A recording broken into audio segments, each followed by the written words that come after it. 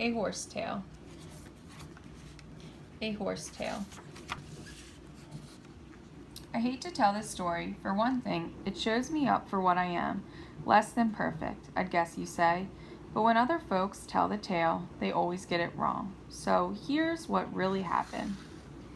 I walked into town that morning to see the big show. The Circus Sabatini was here for just 2 days, and being a bright and energetic fellow, I had a free pass.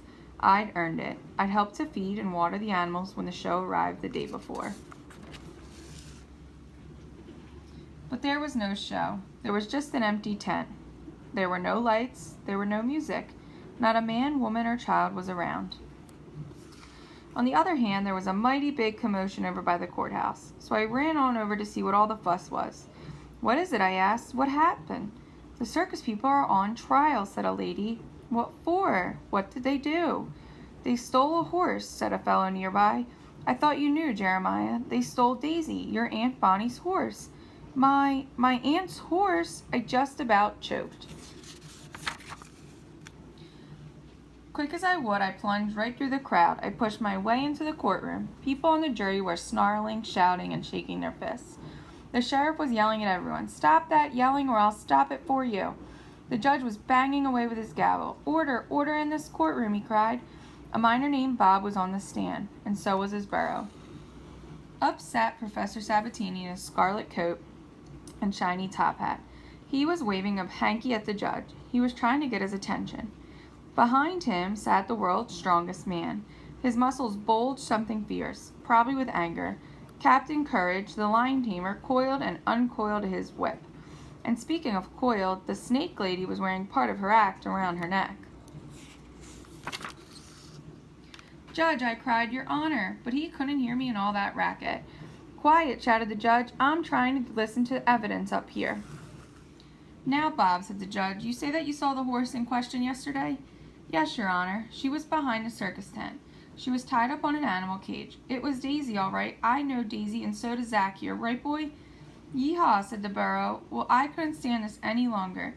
You see, I knew something important. The Sabatinis weren't guilty, so I tried again. Judge, please." Next thing I knew, I was in the street. That judge was always a man of his word. "Okay," I said out loud. "You want evidence? You'll get evidence." I picked myself up and dusted off the seat off my pants. Then I set off at a smart pace. I had to get over the circus grounds quick. When I led that zebra into the courtroom, no one tried to stop me. Then I threw water on it and started to scrub. Well, eyes popped and jaws dropped. Underneath was Daisy. "Now listen, all of you," I pleaded. "I'm to blame for this whole mess." I explained how yesterday over at the circus, the zebra got loose. It just ran clean away. "Oh," said the sheriff, "the zebra pulls the clown wagon. The professor said the act is nothing without the zebra. He said he might have to cancel the show." "Oh no," said several folks, "but I got this idea," I said. "Aunt Bonnie lets me borrow Daisy any time without even asking." "Absolutely true, Your Honor," said Aunt Bonnie. So I suggested that my aunt's horse could pull that wagon. We could even paint stripes on her like the zebra. "Ah," said the several jurors. "The Sabatinis weren't sure," I said, but I reminded them of the great circus tradition. The show must go on.